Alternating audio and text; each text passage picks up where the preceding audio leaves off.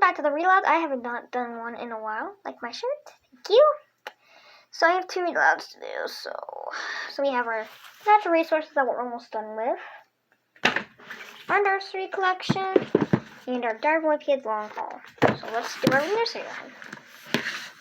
Last time we read about a bear, a boastful bear. So you guys can go check that out. And he learns very valuable lessons. We have 2 things called I Love Little Pussycat. I had a little nut tree. So let's read. I love little pussycat. Her coat is so warm, and if I don't hurt her, she will do me no harm. So I will not pull her tail, nor drive her away. But pussycat and I play very gently. We'll gently play. So there's the key cat. I had a little nut tree. Nothing would it bear, but a silver nutmeg and a golden pear. The king of Spain's daughter came to visit me, and all for sake of my little nut tree. I skipped over the water, I danced over the sea, and all the birds in the air couldn't catch me. So this is the nut tree. And that was our nursery collection. Tomorrow we got a little nursery rhyme of Dingle Dangle Scarecrow. That was our nursery collection. Now let's read our natural resources. So last time we read our natural resources, we read about the case for keeping corn number 1. So you guys can go check that out. And now we're gonna read about Did Farmers of the Past Know More Than We Do? By Verlon Klingenborg. An additional from the New York Times, November 3rd, 2012. So let's read. A couple years ago, I saw small fields of oats growing in the northwest Iowa. A 4-arc path in a sea of genuinely modified corn and soybeans.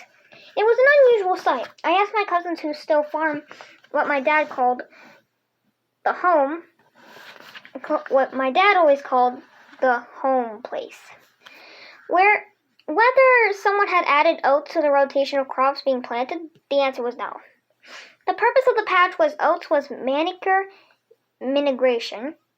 The waste had been sprayed on the field come from a hog confinement operation, and oats were the only crop that could put such concentrated, nearly toxic matter to nutritional use and do it quickly.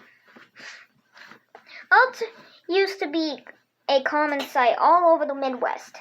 They were often sown as aloud as a nurse crop to provide some cover for aloe seedlings back when aloe was also a common sight. Until about 30 years ago, you could find all sorts of crops growing on the lower farms and livestock. Since then, 2 things have happened. All the animals have moved indoors to crowded confinement operations, and the number of crops have divided to exactly 2, corn and soybeans. Oats are shoveled into a conveyor hopper at a Iowa farm in 1948. Before corn and soybeans gained a near monopoly on farmland. So I thought that was a slide for a second, but then I saw that it said it was conveyor belt. So my uncle Everon, who died last summer, farmed the home place when I was growing up. He would have been surprised to learn that he was following the principles of an early 18th century agriculture experimenter named Charles Townsend, who, apart from his fascination with turnips, was every inch a Viscount. Townsend's discovery, borrowed from Dutch and Flemish farmers, was that crops grow better, with fewer weeds and pest problems, if they are rotated in careful sequence. Townsend's rotation, like the ones George Washington and John Thomas Jefferson, which are presidents,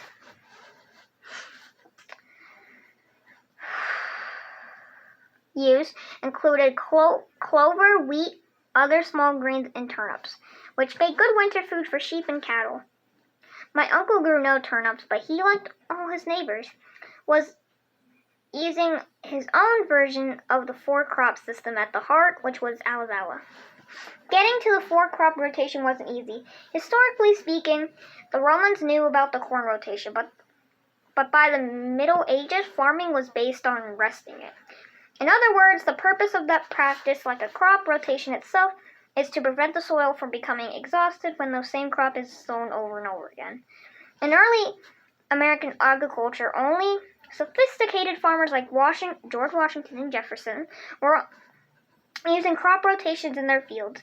There was simply too much good land available. It was too easy to farm a piece and then move on when the soil was depleted. In one sense, that is still how modern agriculture works. You look to the future and discard the past. A modern rotation includes only corn, soybeans, fertilizer, and pesticles. Whatever you may think about genetically modified crops, the switch to those varieties have driven to the rush to the two-crop system. Those crops are designed to tolerate the presence of herbicides.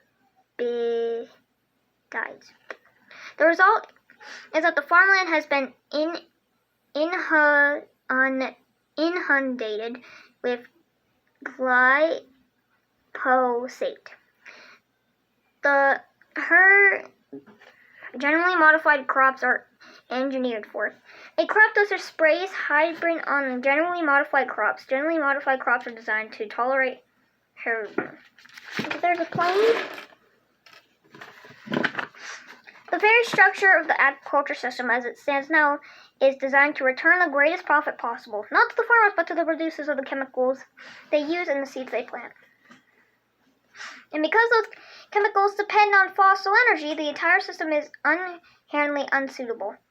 What farmers used to return to the soil in the form of labor and animal manicure, not the toxic kind you find in livestock confinement systems, they now must purchase just the way they buy diesel for their tractors. In fact, as a recent study by agronomists from the Department of Agriculture, Lowell State University, and the University of Minnesota shows there's nothing absolute about the four-crop rotation. It produces the same yields. It sharply reduces the toxicity of freshwater runoff and eliminates many of the problems associated with genetically modified crops, including the emergence of glyphosate-resistant weeds. It's also simply better for the soil. A four-crop rotation using confinable crop varieties, along with much lower applications of fertilizer and herbicides. And some animal manicure works every bit as well as the prevalent monotony of corn and soybeans. This study is a reminder of something newtensile. Modern agriculture is driven by diminishing biological diversity and relentless consolidation. From the farms themselves to producers and their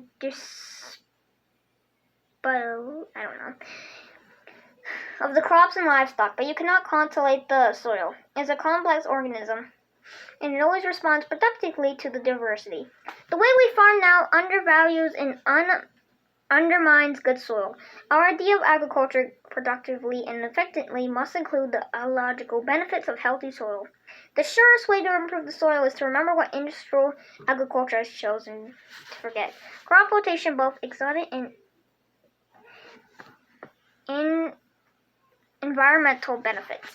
There's a nice farm. And the last thing we have, this was a short little story, The World's Only Corn Palace. And that's our last book, or thing, whatever you want to call it. Our last thing to read in that book, and then we move on to our next one. So now we have Diary Begin the Long Haul. So last time we read about how they read about, let's see what we read about. It's been a while. We read about how the Heffleys got a hotel and they're staying in it for a little bit. Today's Sunday in the world, which I cannot wait for the weekend. I am so excited. Maybe we're doing this or not. So you guys are going to have to go check out my channel, which will be linked in the description. Alright, anyways, let's go. Last night, we could not watch TV or do anything in the room because Manny was still asleep on the pull-out sofa. Mom even let us get the light on, so we all sat in the dark for a while until me and Roger decided to go down to the pool to kill some time. Well, the sign outside the motel said there was a pool, but there was no actual water in it. And it didn't look like there had been for at least 5 years. So, like, it was dirty as heck and stuff. There was a hot tub near the pool, and it did have water in it, but some family was already using it, so me and Roderick waited our turn. So there, if you're wondering why I'm going like this, and like this, and this, and this, I'm making sure you guys can see the pictures. So there's a 15-minute limit. Fortunately, the family couldn't take a hint that we wanted to use the hot tub, so eventually me and Roderick just went back to the room. The lights were still out. Mom and Dad were asleep on the mattress. I guess they must have been pretty exhausted because they were still wearing all their clothes. With Mom and Dad on the bed and Manny on the sofa, it didn't leave a lot of good sleep options for me and Roderick. We decided to check the closet for a coat, or an air mattress, but there was nothing.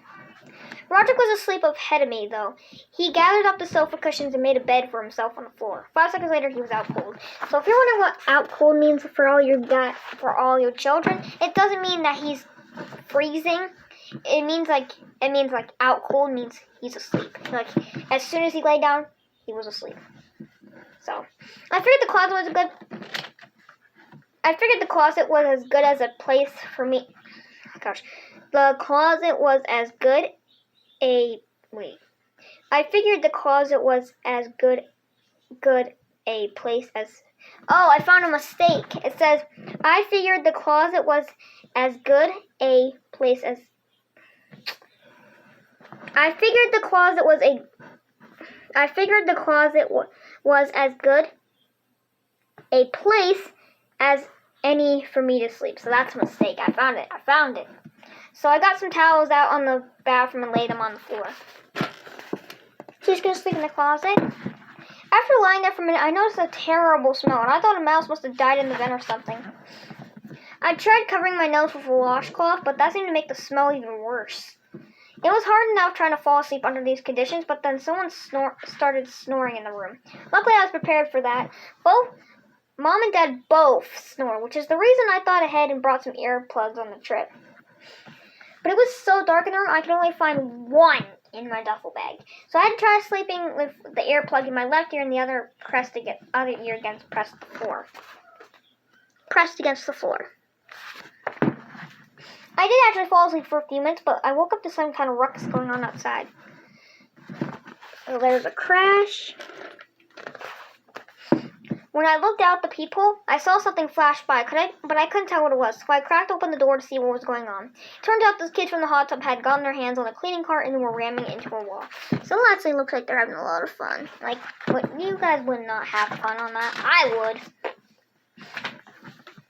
I couldn't believe these kids' parents were letting them run wild in the middle of the night. So I stepped out of the room and went over to give him a piece of my mind. So he's mad. The littlest kid burst into tears and ran into his room, but I didn't feel bad for even 1 second. But then a minute later, his door opened again and his father came out. Oh no, this guy looks strong as heck. I wasn't about to get yelled at by a grown man in his underwear, so I ran back to our room and locked the door. Then I prayed with all my might that the chain lock was strong enough to keep him out. But he's terrified. Like, I would be terrified too. I guess the kid's dad didn't see which door I went into because he knocked the wrong one, then he pounded on the door right next to us before giving up and going back to his room. So this is not, he picked the wrong one. Once the coast was clear, I hung a little sign on our doorknob just in case the guy decided to come back. It was really hard falling asleep after that because every time I heard someone outside the door, I held my breath until they passed by. Before I knew it, the sun was up and so was Manny. Mom turned on the television, and whenever Manny watches TV, he talks to it. What sound does a ducky make? Quack, quack. I mean, every kid did that. Like, they're like, Dora, which way should we go? Or something like that. I didn't watch Dora. I don't know. I was a little annoyed with Mandy blabbling away, but I guess I can't complain. I used to do the exact same thing when I was little. Or younger, whatever you want to call it. One time, when I was watching my favorite show, the host asked a question. What should I draw in this box? I don't know, polka dots? Those shows, they act like they're asking you a question and they want you to, like, respond to it. Like, act like to respond to it. I was just goofing around when I answered, but the guy on the TV actually responded. Okay, polka dots it is. I wish it never happened, though, because for a long time after that, I thought the people inside the TV could hear everything I said. And how are you today? I could be better. My brother Roger, that's great! So it's a donkey. I like it. In fact, on my 6th birthday, Mom had to sit me down and have a talk about the difference between imaginary friends and real friends. Hey, did you happen to see what my parents got me? It's a bike, isn't it? Blank once if the answer is yes. Once Manny got into the conversation with his favorite TV characters this morning, I knew there was no point trying to fall back asleep, so I just got up for the day. And when I did, I found out the source of that awful smell. Roger could put his shoes in the closet, and I spent the whole night breathing in his fumes. Ugh. But even worse, that washcloth I used to block the smell was actually one of Roger's socks. Speaking of Roger, Mandy's conversation with the TV didn't bother him one little bit, because he just slept right through all the noise, so... Can you hop like a frog? Hop, hop! Dad was getting a little restless waiting for everyone to get up this morning. He's one of those guys who gets up every day at crack of dawn so he can arrive at his office early, and this is the whole late start thing wasn't working for him. Eventually, Mom made Roger get up and take a shower. We went to a diner right next door to a motel for breakfast and got back in the van. Mom said that from now on we're all going to be on the same sleep schedule so we don't waste any more time on our trip. But before she was even done talking, Manny passed out in her car seat. So for all the kids, what he means by that, he means sleep. Like, as soon as they got in the car, he fell asleep. It doesn't mean that he passed out. It just means he fell asleep. Mom's big plan for the day was us to go to the country fair she read about in Family Froderick. I've never been to anything like that before, but it looked like it was worth checking out. The fair was a few hours away, so that meant we would be cramped in the back seat again, which was starting to get old. Thankfully, after an hour, Mom offered to switch places with me. When I got in the front seat, I couldn't believe how much room there was. So, front seat is pretty good. And it wasn't just all the space that was awesome. I even had individual temperature settings in my own cup holder. I wanted to change the radio station, but Dad stopped me. He said he's the driver, He said only the driver gets to pick the music. I didn't think that was fair, but I wasn't going to complain and risk getting sent to the back seat. My truck is busted, but my dog loves me. Pretty catchy.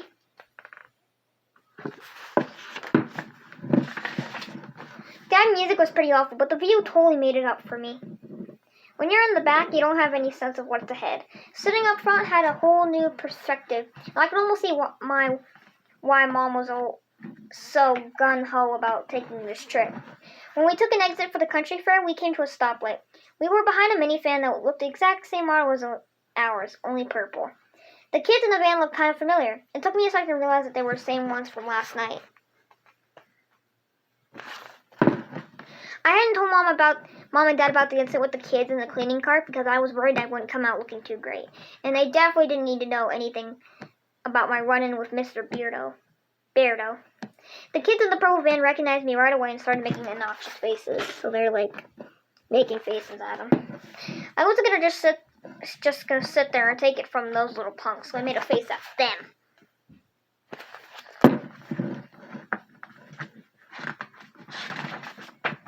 The skinny one made the same face back at me, and the second he did, the light turned green, and when the van lurched forward, the little kid face planted into the back window. Ouch. Dad passed them on the left, and Mr. Beardo got a real good look at me. Oh no. Luckily, Luckily, the parking lot for the fair was only a few hundred feet up the road. Once we stopped, I wanted to stay inside until I was sure that we weren't being tailed by the purple van. But it looked like we were in clear. Manny was still asleep in his car seat, so Mom said she stayed with him and the rest of us could go ahead.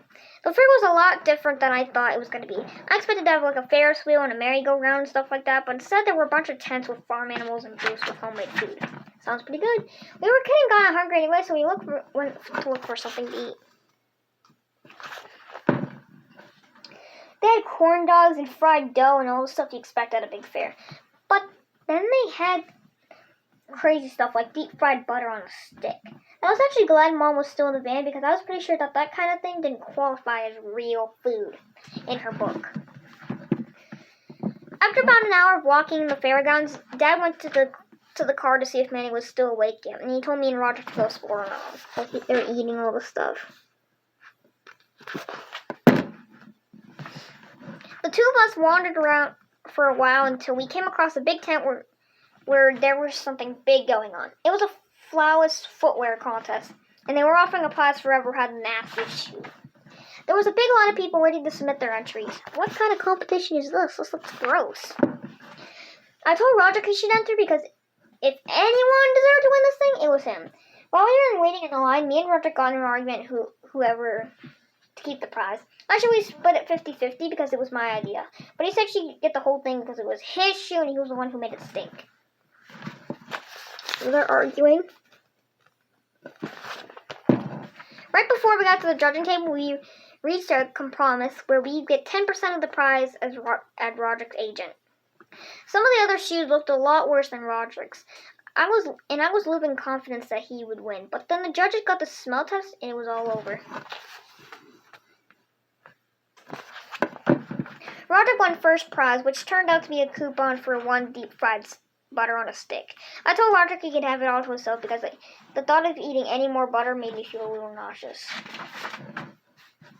Roderick asked the judges for his shoe back, but they said they were going to send it to a national competition, so that left Roderick walking around with only one shoe. I decided to explore the nearby stalls while Roderick was polishing off his stick of fried butter. Why does that actually sound good? Like, they keep talking about it and it sounds good. But I had a seriously close call when I turned a corner and almost ran smack into the entire Berto family. Luckily, I was able to duck for cover just in time. So they're here too. What do you guys think? Are they going to be at the place where they're going? I don't know. Now that sounds like the Bertos were on the fairgrounds. I was eager to get out of here. I went to look for Roger, but he must have gone back to the van. I decided to head there myself, but on the way out, I spotted one of the top Mom's head. I spotted the top of Mom's head in the crowd under one of the livestock tents. People were packed shoulder to shoulder, and I tried pushing my way through to get where Mom was. But when I got halfway, a big cheer went up. Hooray! So he's really confused. Like, I'd be confused too. Why is everyone cheering? When I finally made it up to the front, I was surprised to see Manny standing in the middle of the crowd holding a piece of paper. Apparently there was a contest to see who can come to the closest to guessing the weight of a hog, and Manny got it exactly right. I bet he didn't write that. Come on. The prize for guessing the hog's weight was a real live baby pig. Ooh, I'd be so happy. Mom explained to the judge that they just wanted to enter the contest for fun and they didn't want the pig. But the people in the crowd seemed kind of insulted and wouldn't take no for an answer. Oh no, they're angry.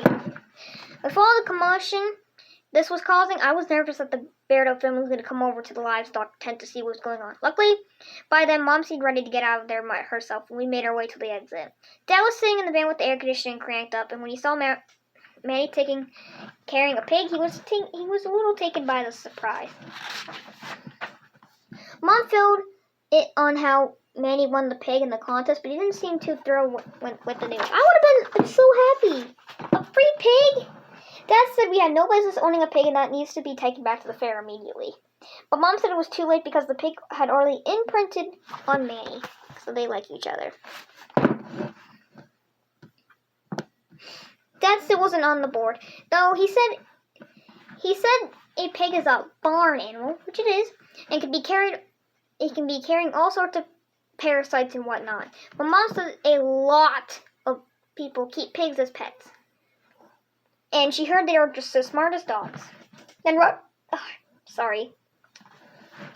Then Roger got into the conversation. He voted for keeping the pig because he said you can get free bacon from it every morning, the way you get eggs from a chicken.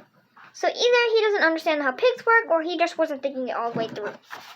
You have to the pig so that you can get bacon from it. Do you not understand? I was all in favor for keeping the pig if it meant we could hurry up and get going. I noticed the purple van parked a few spaces away from ours, and I was nervous the Beardos would show up any second.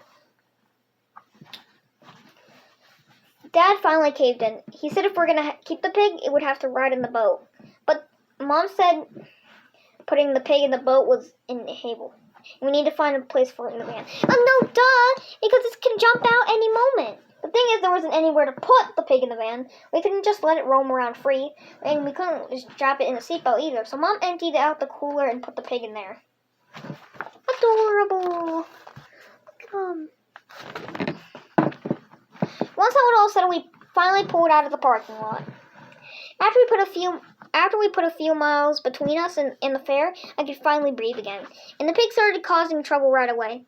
By the time we got back on the highway, it had tipped the cooler over and it was rolling around in one of Mommy meal bags. Isn't that what you wanted? Didn't you say you didn't like them? I had to wrangle this pig back in the cooler, and this time I strapped the seatbelt across it so it wouldn't tip over. Mom figured the pig was hungry, so she said we needed to stop to get it some food. Her idea was for us to go to a restaurant and give the pig our leftovers. That sounded like a good deal to me since it meant we actually get to have a sit-down dinner.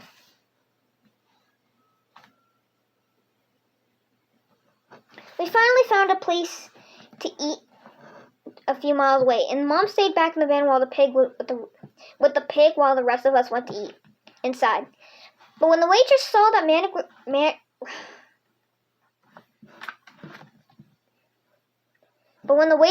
that Roderick was only wearing one shoe, she said she couldn't serve him. What kind of rules are these?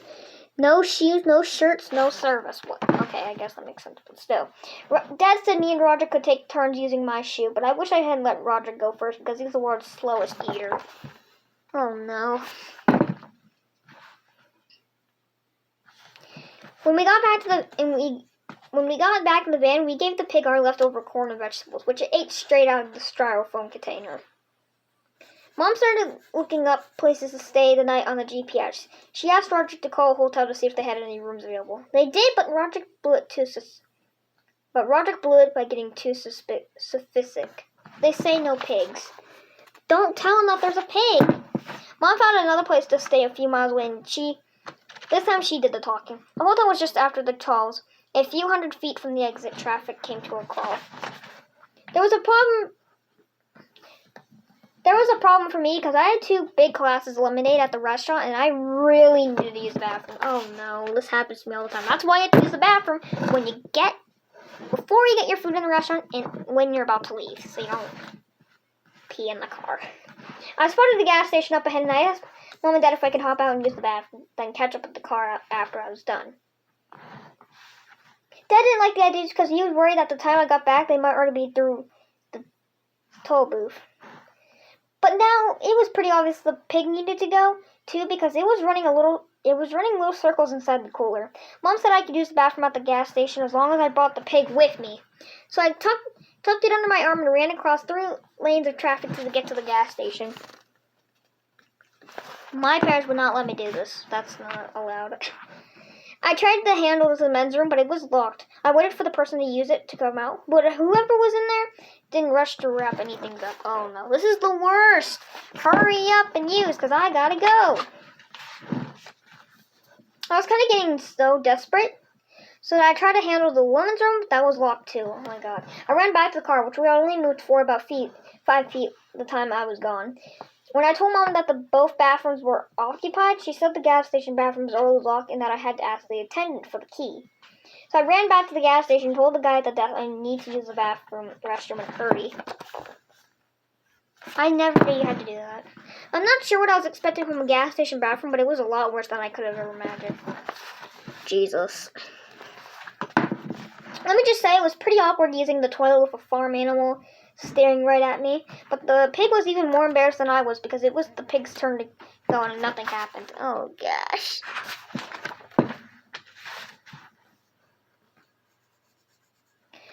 I gave the key back to the attendant, I spotted our van as it was just about to go through the toll booth. So I sprinted all the way across the traffic to get it in time. But before I opened the door, I wish I had noticed that the van didn't have a boat attached to it. They got into the wrong van and they're like screaming and stuff. Our van was actually still fewer cars back. And by the time I got inside, the pig looked like he was about to burst. I guess Mom was right about the pigs being smart because when I put him on Manny's potty seat, he knew exactly what to do. So he was using the bathroom. Alright, that was our read aloud. I hope you guys enjoyed it. I'll see you guys later.